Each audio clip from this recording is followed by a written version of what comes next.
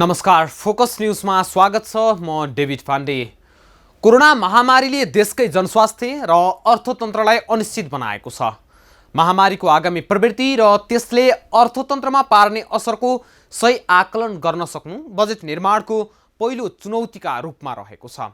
यस्तो अवस्थामा अवस्थाको आकलन र मूल्याङ्कन नगरी बनाइने बजेटले सरकारका कार्यक्रम र गतिविधिलाई दिशानिर्देश गर्न सक्दैन। गत वर्षको कोरोनाको प्रवृत्ति र त्यसले जनजीविका एवं अर्थतन्त्रमा पारेको असरबारे हामीलाई धेरै अनुभव भएको छ।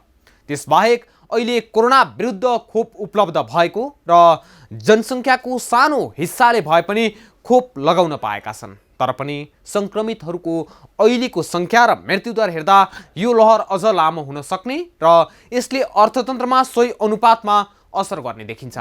उक्त असर न्यूनीकरण गर्न चाल्नुपर्ने कदमले एकातिर सरकारको खर्च बढ्ने र अर्कातिर राजस्व उठाउने क्षमता घट्ने निश्चित छ। यस अवस्थामा सरकार भने धर्मराउँदो अवस्थामा छ। प्रधानमन्त्रीमाथि नै प्रश्न उब्जिएर विपक्षी गठबन्धनले काङ्ग्रेस सभापति शेरबहादुर देउवालाई प्रधानमन्त्री बनाउने मागसहित संसद विघटन विरुद्ध सर्वोच्च गइसकेका छन्। त्यसमा पनि ओली नेतृत्वको काम चलाउ सरकारले पूर्ण बजेट ल्याउन पाउँदैन भनी प्रतिपक्षी दलहरू र अर्थविदहरूले समेत भन्दै आइरहेका छन्। यस विषम परिस्थितिमा जेठ 15 गते अध्यादेश मार्फत सरकारले बजेट ल्याउँदैछ। बजेट कस्तो आउँछ भन्ने सबैको चासो र जिज्ञासाको विषय रहेकाले आजको फोकस न्यूज आर्थिक वर्ष 2078-79 को बजेटमा केन्द्रित रहनेछ।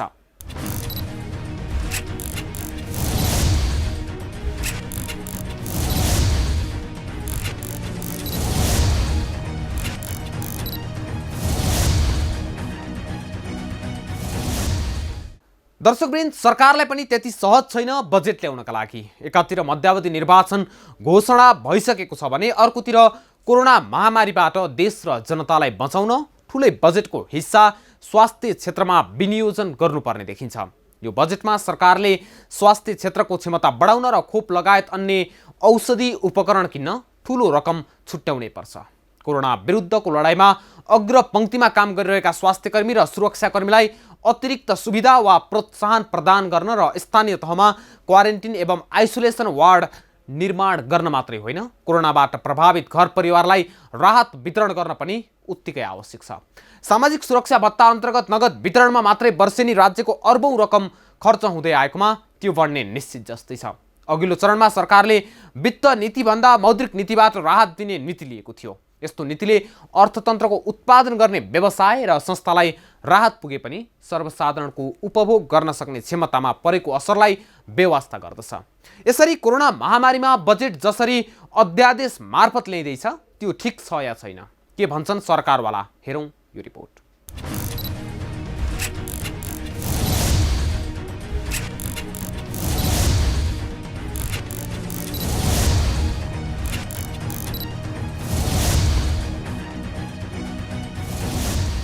बजेट ल्याउने समय नजिकै गर्दा बजेट कस्तो आउला, कति आकारको आउला, कर बढ्ला कि घट्ला, कर्मचारीको तलब बढ्ला कि नबढ्ला, सामाजिक सुरक्षा भत्ता र वृद्ध भत्ता बढ्ला कि नबढ्ला आदि इत्यादि प्रश्न अहिले चौतर्फी रूपमा उठिरहेका छन्। हुन त यी र यस्तै प्रश्नहरूको जवाब केही हदसम्म प्रधानमन्त्री केपी शर्मा ओलीले पनि दिइरहनु भएको छ। प्रधानमन्त्री ओलीले आफ्ना धेरैजसो भाषण र सम्बोधनको क्रममा सामाजिक सुरक्षा भत्ता बढाउने दाबी गरिरहनु भएको छ। प्रधानमन्त्रीको घोषणालाई थप बल भएको छ अहिलेको संसद विघटन र घोषणा गरिएको मध्यावधि निर्वाचनको मितिले। चुनाव नजिकै गर्दा बजेट पनि उत्पादनमुखी भन्दा पनि वितरणमुखी हुने अर्थविदको बुझाइ छ। सोही अनुसार आफ्नै घोषणा अनुसार चुनावी तथा कामचलाउका रूपमा परिणत सरकारले अध्यादेशबाट ल्याउने बजेटमा पनि विभिन्न भत्ता वृद्धि गर्ने भएको छ।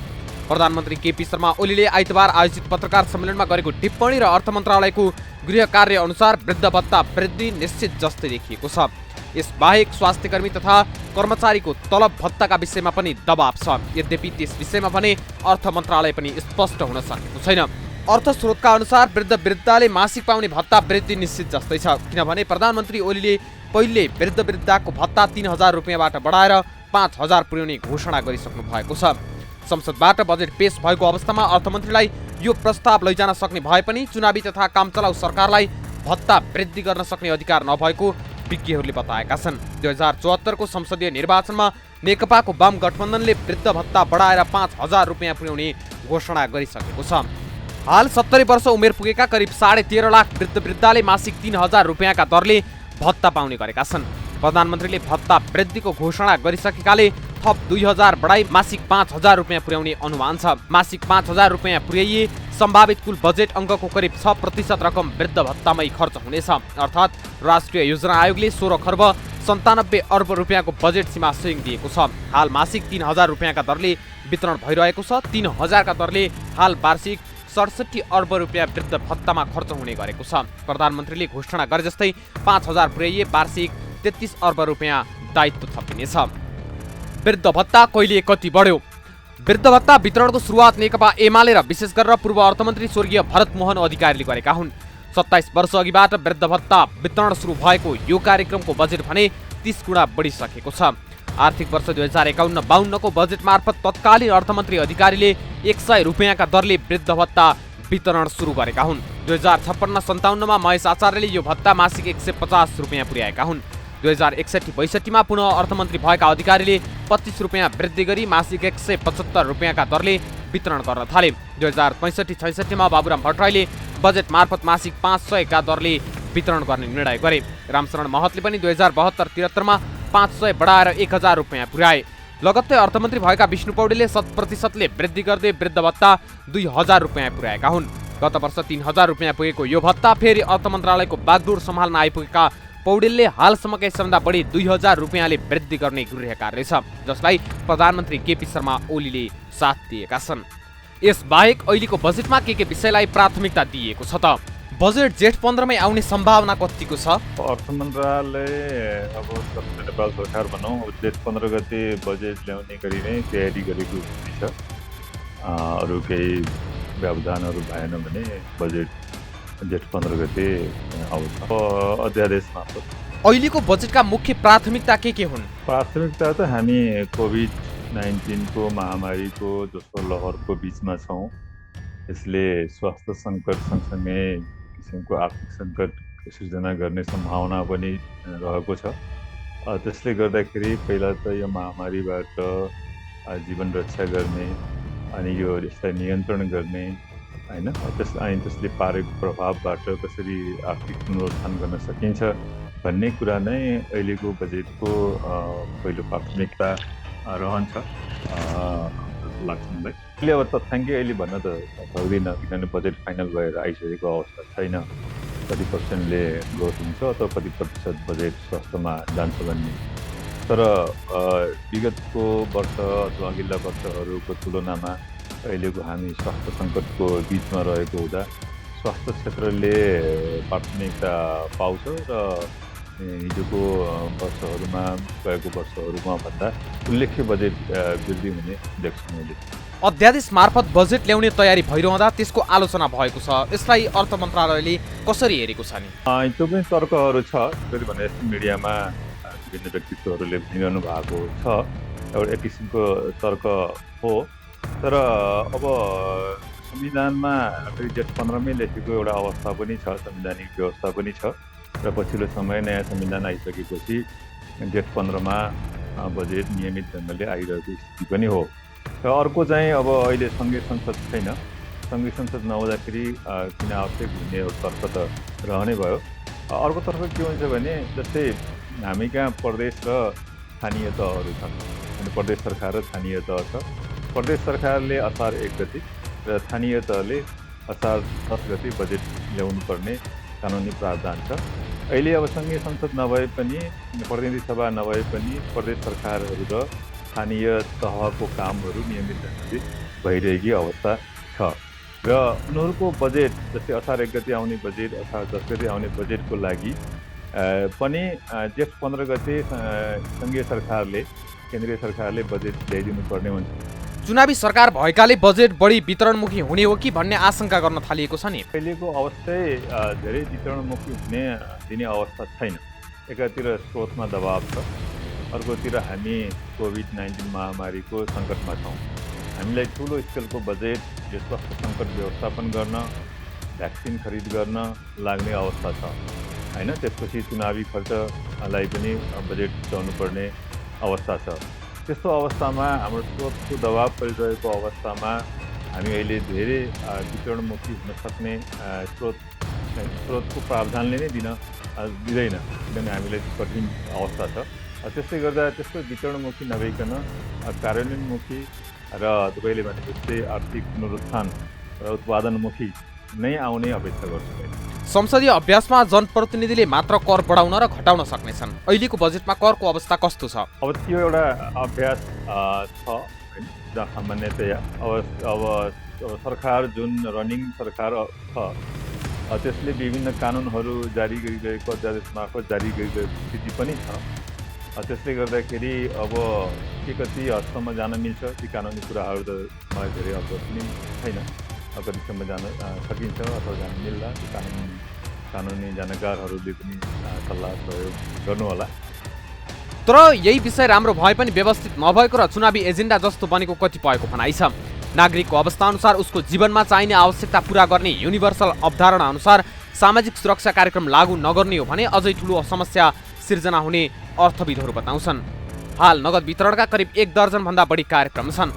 सार्वजनिक खर्च पुनरावलोकन आयोगको प्रतिवेदन अनुसार त्यस्ता छरिएर रहेका कार्यक्रमको खर्च 1.5 खर्ब रुपियाँ बराबर छ। स्वास्थ्य बीमा, औषध उपचार तथा सम्बन्धित मन्त्रालय र मन्त्री परिषदको पटकै निर्णयबाट वितरण गरिने आर्थिक सहायताको धेरै लेखाजोखा नै छैन। यी सबै कार्यक्रमलाई एकीकृत गरी एकीकृत सामाजिक सुरक्षा लागू गर्न धेरै अध्ययन प्रतिवेदनहरूले सुझाव पनि दिइसकेका छन्। छरिएर रहेका कार्यक्रमलाई केन्द्रीकृत गर्ने हो भने सामाजिक सुरक्षाका लागि स्रोत जुटाउन सकिन्छ। तर अहिले भने निर्वाचन र भोट केन्द्रित निर्णयहरू भइरहेको आरोप लाग्न थालेको छ। त्यसो त काङ्ग्रेस सभापति शेरबहादुर देउवाकै नेतृत्वको सरकारका पालामा पनि वृद्ध भत्ताको विषयमा मनपरी निर्णय भएको थियो। यो सरकार आउनु पूर्व देउवा नेतृत्वको सरकारले पनि वृद्ध भत्ता वितरणको उमेर घटाई 65 वर्षमै पाउने व्यवस्थासहित मासिक 5,000 रुपियाँ वितरण गर्ने निर्णय गरेको थियो। सामान्यतया यस्ता कार्यक्रमको निर्णय बजेटमा प्रस्ताव गरी संसदले पास गर्नुपर्ने भए पनि कामचलाउ जस्तै भइसकेको देउवा सरकारले गरेको यो निर्णय भने कार्यान्वयन हुन सकेन। हाल 70 वर्ष उमेर पुगेका करिब 13.5 लाख वृद्ध-वृद्धाले मासिक 3,000 रुपियाँका दरले भत्ता पाउँदै आएका छन्। एकल महिला, विधवा, पूर्ण अपाङ्गता, लोपोन्मुख, आदिवासी जनजातिहरूसहित करिब 30 लाख लाभग्राहीले विभिन्न दरमा मासिक सामाजिक सुरक्षा भत्ता पाइरहेका छन्। अर्थशास्त्री डेलीराज खनाल नेतृत्वको सार्वजनिक खर्च पुनरावलोकन आयोग 2075 को अध्ययन प्रतिवेदनले पनि यो प्रणालीको सामाजिक सुरक्षा भत्ता वितरणका थुप्रै समस्या रहेको र त्यसलाई सुधार गर्नुपर्ने सुझाव सरकारलाई दिइसकेको छ। तर त्यसलाई कार्यान्वयन गर्न चासो भने कसैले दिएका छैनन्, जसले गर्दा राज्यको ठूलो रकम अनावश्यक रूपमा खर्च भइरहेको छ। कोरोना महामारीले मुलुक र देशको अर्थतन्त्र थल्लिरहेको अवस्थामा जनतालाई राहत हुने खालका र उपचारमा सहजै पहुँच हुने किसिमका कार्यक्रमहरू बजेट मार्फत अघि सार्नुपर्छ। त्यसैगरी विकास निर्माण र अन्य कार्यहरूमा भन्दा पनि महामारी नियन्त्रणमा बजेट केन्द्रित भए मात्रै सरकारले जनताको मन जित्न सक्ला। नभए सरकार अहिले जसरी आलोचित भइरहेको छ त्यसमा झन बढी वितृष्णा पैदा मात्रै हुने होइन, सरकार विरुद्ध चर्को विरोधका स्वरहरू जनताबाटै निस्कने निश्चित जस्तै छ। त्यसैले पहिले जनता बचाएर मात्रै निर्वाचनका लागि बजेट बनाउँदा उचित हुने देखिन्छ। त्यसमा पनि कार्यकर्ता र आफन्तलाई पुस्ने भन्दा पनि जनताको चहर्याएको घाउमा मलमपट्टी लगाउने खालको बजेट अहिलेको आवश्यकता हो।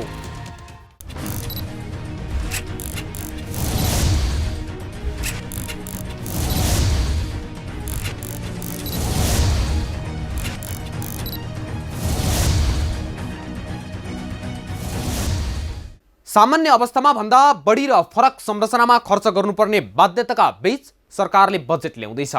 तर सरकारको आम्दानी स्रोत अनिश्चित छ। गत वर्षकै अनुमानित राजस्वमा संशोधन गर्नु परिसकेको छ भने संशोधित राजस्व पनि नउठ्ने लगभग निश्चित छ। यसरी खर्च बढ्ने र आम्दानी घट्ने दोहोरो प्रभावका बीच यथार्थपरक बजेट बनाउनु आजको आवश्यकता हो। वर्तमान राजनीतिक विकास क्रमले जसरी दोस्रो पटक संसद विघटन गरेर कार्तिक 26 र मङ्सिर 3 गते मध्यावधि निर्वाचनको मिति घोषणा भइसकेको छ, यसले पनि यस वर्षको बजेटमा प्रभाव पार्ने देखिन्छ नै। नेपालको चुनाव उम्मेदवारहरूका लागि मात्र होइन, सरकारका लागि पनि महँगो अभ्यास हो। सामान्य अवस्थामा पनि निर्वाचनमा गरिने खर्च ठूलो खर्च हो भने महामारीको अवस्थामा यो रकमको मूल्य धेरै हुन्छ। यति धेरै रकम जुटाउनु आफैमा ठूलो चुनौती हो। कसरी व्यवस्थापन गरिएला त? बजेटमा निर्वाचन र स्वास्थ्य क्षेत्र तथा अन्य राष्ट्रिय गौरवका आयोजनाहरू यी प्रसङ्गसहित उपस्थित हुनेछौँ एकैछिनको विश्रामपछि।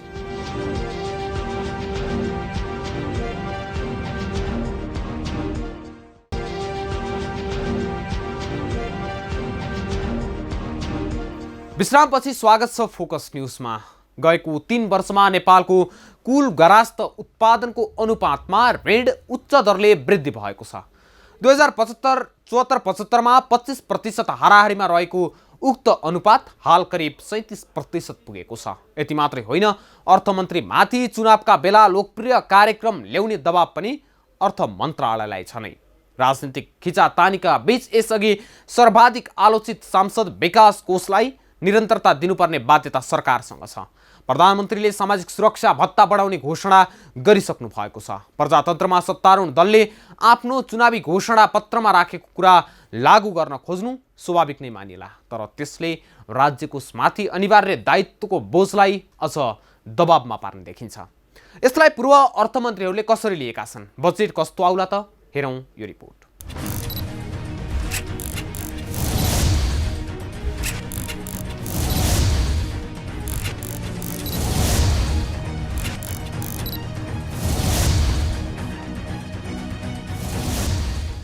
संविधान अनुसार जेठ 15 गते नै बजेट ल्याउनु पर्ने प्रावधान छ, तर अहिले प्रतिनिधि सभा विघटन भइसकेको अवस्थामा बजेट कसरी आउला भन्ने प्रश्न उब्जिएको छ।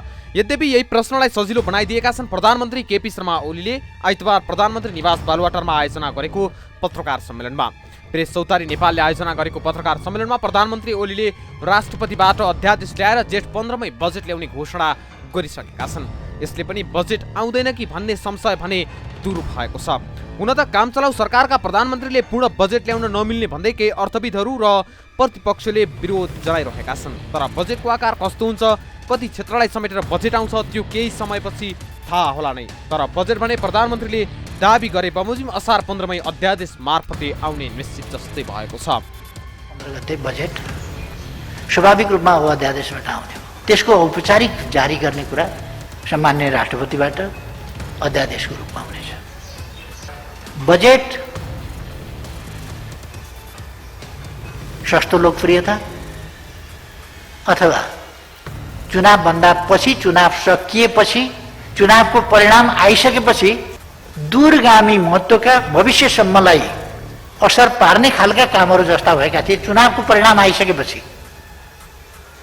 त्यस प्रकारले देशको भविष्य, देशको अर्थतन्त्रप्रति गैर जिम्मेवार भएर आउँदैन। तर प्रधानमन्त्री केपी शर्मा ओलीले अध्यादेशबाटै बजेट जारी गर्ने घोषणा गरेको भोलिपल्ट सोमबार नेपाल कानुन समाजले गरेको भर्चुअल छलफल कार्यक्रममा उनीहरूले अध्यादेशबाट बजेट ल्याउन नहुने तर्क अगाडि सारेका थिए। जेठ 15 गते बजेट ल्याइने भए पनि त्यसको कार्यान्वयन भने साउन 1 गतेदेखि मात्रै हुने गर्छ, जसले गर्दा अर्थविदले पनि अध्यादेश मार्फत बजेट ल्याउनु उपयुक्त नहुने तर्क गर्दै आएका छन्। त्यसमा पनि अझै पनि प्रतिनिधि सभा पुनर्स्थापना हुने आश बाँकी रहेकाले तत्काललाई अत्यावश्यक भने नहुने उनीहरूको तर्क छ।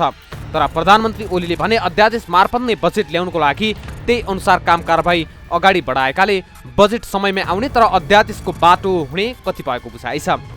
यदि अध्यादेश मार्फत बजेट आयो भने कस्तो खालको आउला भन्ने प्रश्न पनि उब्जिएको छ। खास गरी अत्यावश्यक कार्य र सेवा सञ्चालनका लागि मात्र अध्यादेश जारी गर्ने अभ्यास छ। असार मसान्तसम्म चालु आर्थिक वर्षकै बजेटले राजस्व सङ्कलन र खर्च गर्न नरोकिने भएकाले सरकारलाई आपतकालीन अत्यावश्यक अवस्था आइलागेको छैन। जनप्रतिनिधिले मात्र करको दर र दायराका विषयमा निर्णय गर्न पाउने विश्वव्यापी मान्यता र नेपालको संवैधानिक व्यवस्था समेत रहेकाले अध्यादेश जारी गर्न नहुने अर्थविदको तर्क छ। प्रतिनिधि सभा विघटनका विषयमा सर्वोच्च अदालतमा मुद्दा प्रवेश गरिसकेका कारण बजेट कार्यान्वयन गर्ने मिति साउनसम्म संसद पुनर्स्थापना हुने सम्भावना रहेकाले पनि अध्यादेशबाट बजेट ल्याउन नहुने उनीहरू बताउँछन्। संसद विघटन भएको र संसद नै नभएको अवस्थामा प्रधानमन्त्रीले अध्यादेश मार्फत बजेट ल्याए गैर संवैधानिक काम हुने कानुनविदहरू बताउँछन्। संसद नभएको अवस्थामा संविधानको धारा 114 बमोजिम अध्यादेश मार्फत बजेट ल्याउने विकल्प छ, तर यो धाराले सरकारलाई तत्काल केही गर्न आवश्यक परे अध्यादेश ल्याउन सक्ने भन्ने उल्लेख गरेको छ। 2060-61 देखि 2062-63 सम्म 6 पटक अध्यादेशबाट बजेट ल्याएको र त्यो साउन 1 मा ल्याउने, पुस मसान्तमा म्याद सकिने र फेरि माघ 1 मा नवीकरण गर्ने गरिएको थियो। त्यो बेला अध्यादेशको म्याद 6 महिना तोकिएको थियो। अहिलेको संविधानमा अध्यादेशको म्याद तोकिएको छैन। संसद बैठक बसेको 60 दिनभित्र पास भएन भने त्यो अध्यादेश स्वतः खारेज हुने व्यवस्था छ। तर संसदको बैठकै बसेन भने 2 वर्षसम्म पनि त्यो अध्यादेश सक्रिय हुन्छ, जसले गर्दा पनि प्रधानमन्त्रीले अध्यादेशको बाटो रोज्ने तयारी गरेका हुन्। यसै विषयमा हामीले सबैभन्दा धेरै पटक अर्थमन्त्री भएका पूर्व अर्थमन्त्री डाक्टर रामशरण महतसँग कुराकानी गरेका छौँ। अब बजेट आउनुको लागि 4 दिन मात्र बाँकी छ र सरकारले जुन संवैधानिक व्यवस्था अनुसार जेठ 15 गते नै बजेट अध्यादेश मार्फत ल्याउने भनेर सोही अनुसार काम पनि अगाडि बढाइरहेको छ। अहिलेको आवश्यकता हो र यो 15 गते नै लिएर आउनु पर्ने हो र? होइन, 15 गते ल्याउनु पर्ने आवश्यकता चाहिँ कुन सन्दर्भमा हो भने यदि सरकार चाहिँ यो प्रतिनिधि सभा विघटन भएको अवस्था हुँदैन, संसद चालु अवस्थामा हुनुपर्छ। तर अहिले चाहिँ नि सङ्कट छ, देशमा राजनीतिक सङ्कट छ। राजनीतिक सङ्कट के भने चाहिँ नि जो सरकार अहिले चाहिँ नि छ त्यो सरकार चाहिँ नि विश्वासको मत प्राप्त गरेको सरकार पनि छैन, संसदमा बहुमत पनि छैन। फेरि अवैधानिक रूपमा चाहिँ नि आपत्तिजनक रूपमा अत्यन्त विवादास्पद रूपमा संसद विघटन गरेर चाहिँ नि फेरि निर्वाचनको घोषणा गरेको छ। त्यसमा आपत्ति गर्दै चाहिँ नि बहुमत सांसदहरूले यो चाहिँ नि सर्वोच्च अदालतमा चाहिँ नि मुद्दा हालेका छन्, रिट दायर गरेका छन्। त्यसले गर्दाखेरि अहिले संसदको पनि अभाव छ, सरकार पनि विश्वासको मत प्राप्त गरेको सरकार चाहिँ नि छैन। त्यस्तो अवस्थामा चाहिँ नि यो तपाईँको अध्यादेशबाट चाहिँ नि बजेट प्रेजेन्टेसन हुनसक्ने, जेठ 15 गते नै बजेट प्रस्तुत हुनुपर्ने चाहिँ नि कुन आवश्यकता छँदै छैन। तपाईँले देखेको यही अवस्था रहिरहँदाखेरि संसद पुनर्स्थापना भइसकेको अवस्था पनि नहुने र बजेट ल्याउनुको लागि अब आवश्यक जस्तै भइरहने भने तपाईँले देखेको विकल्पहरू के हुन सक्छन् नि? विकल्प भनेको त मैले भनिहालेँ नि। अब एउटा त अहिले सर्वोच्चले संसदको पुनर्स्थापना भयो भने, संसदको पुनर्स्थापना भयो भने बहुमतको समर्थन भएको सरकार बन्छ।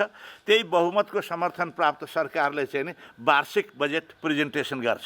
एउटा चाहिँ नि सकारात्मक चाहिँ नि तपाईँको विकल्प चाहिँ त्यो हो। विश्वास प्राप्त, संसदको विश्वास प्राप्त बहुमत प्राप्त सरकारले चाहिँ नि बजेट प्रेजेन्टेसन गर्यो, त्यो पनि विधि कायम गरेर, विधिपूर्वक कायम गरेर। यदि अब चाहिँ नि जेठ 15 गते नै चाहिँ नि अब समय चाहिँ यो सरकार बनेन भने अलिकति ढिला हुन पनि सक्छ। त्यसले केही पनि फरक पर्दैन, किनभने चाहिँ नि आखिर बजेट लागू हुने त श्रावण 1 गतेदेखि नै हो।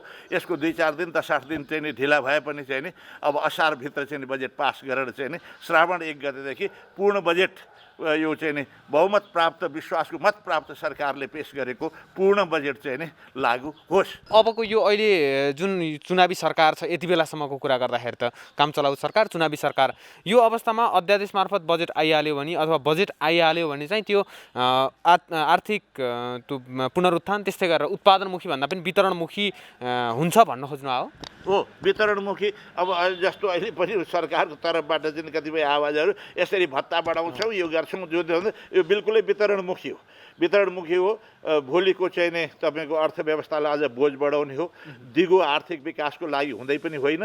एक त देशको चाहिँ नि दीर्घकालीन र दिगो अर्थव्यवस्थाको लागि चाहिँ नि त्यसले चाहिँ तपाईँको दिने माने योगदान पुर्याउने पनि एकातिर होइन भने अर्कोतिर उसको चाहिँ नि यसरी थपघट गर्ने चाहिँ नि वर्तमान अब अल्पमतको सरकारलाई त्यो अधिकार छँदा पनि छैन। त्यो चाहिँ नि बिल्कुलै गलत हो। खालि आफ्नो चाहिँ नि राजनीतिक स्वार्थको लागि, पार्टीगत स्वार्थको लागि चाहिँ नि यो गर्छु र ऊ गर्छु भन्ने चाहिँ नि आशय देखिन्छ। अब अन्तिममा यो बजेटमा चाहिँ अब प्राथमिकतामा चाहिँ के पर्नुपर्छ नि हजुरले सर र बुदागत रूपमा बताइदिनुहोस् न। होइन, प्राथमिकतामा भने अब होइन, फुल फ्लेज्ड बजेट, पूर्ण बजेट आउने अवस्थामा त प्राथमिकता दिनुपर्ने त अब अहिलेको जो आर्थिक सङ्कट छ त्यसैलाई चाहिँ नि जस्तो जो क्षतिग्रस्त छन् तिनीहरूलाई चाहिँ नि राहत कसरी दिने, जो अत्यन्त गरिब छन्, आर्थिक रूपले चाहिँ नि ध्वस्त भएको अवस्था छ, तपाईँको असहाय अपाङ्गहरू छन्,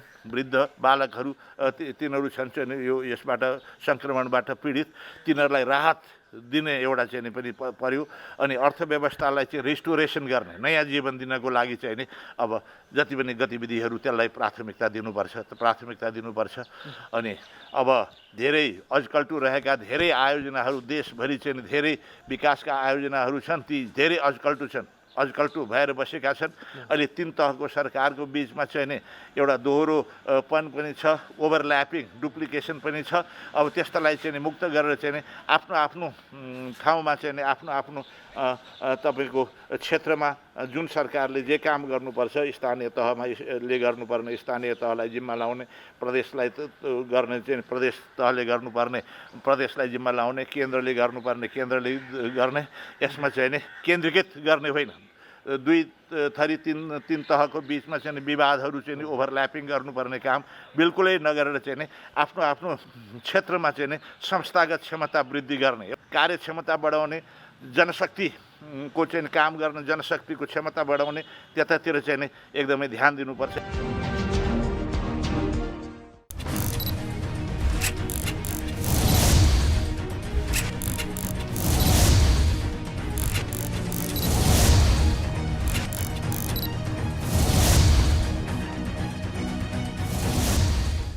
कुनै पनि सरकारले घाटाको बजेट बनाउनु सामान्य र नियमित प्रक्रिया भए पनि वित्तीय अनुशासनको हिसाबले घाटाको आकार धेरै ठुलो हुन नदिन सचेत हुनुपर्छ। दीर्घकालीन पुँजी निर्माण नहुने खालका खर्चका लागि ऋण लिनु भावी पुस्ताका लागि अन्याय समेत हो। बजेट आफैमा अनिश्चितताका लागि बन्ने र यो पटक त्यो अनिश्चितता अत्याधिक भएकाले भइपरि आउन सक्ने परिस्थितिको सामना गर्ने गरी लचिलो बजेट निर्माण गर्नु अहिलेको आवश्यकता हो। कोरोनाका कारण कार्यान्वयन हुन नसक्ने खालका स्वास्थ्य बाहेकका सामाजिक क्षेत्रका कार्यक्रममा भन्दा स्वास्थ्यको मापदण्ड पुर्याएर सञ्चालन गर्न मिल्ने पूर्वाधार निर्माणका परियोजनामा बढी रकम विनियोजन गर्न सके त्यसले अर्थतन्त्रमा बृहत प्रभाव पार्ने हुनाले कोरोना पछिको पुनरुत्थानमा सहयोग हुनेछ। प्रदेश तथा स्थानीय तहमा जाने सशर्त अनुदान स्वास्थ्य क्षेत्रमा बढाउने र त्यसमा कोरोना नियन्त्रणसँग सम्बन्धित कार्यक्रमलाई मात्र प्राथमिकता दिने गरी बजेट ल्याइनुपर्छ। राम्रो भविष्यको आशा गरे पनि अप्ठ्यारो परिस्थितिका लागि तयार हुने नीति निर्माण गर्न अर्थमन्त्री कति सक्षम हुनुहुन्छ र कस्तो बजेट आउँछ भन्ने सबैको चासोलाई समेट्ने गरी बजेट ल्याइनुपर्छ। हवस् त, आजलाई फोकस न्युज यति नै। अर्को एपिसोडमा नयाँ विषयवस्तुका साथ उपस्थित हुने नै छौँ। तबसम्मका लागि म सहित सम्पूर्ण टिमलाई बिदा दिनुहोस्। नमस्कार।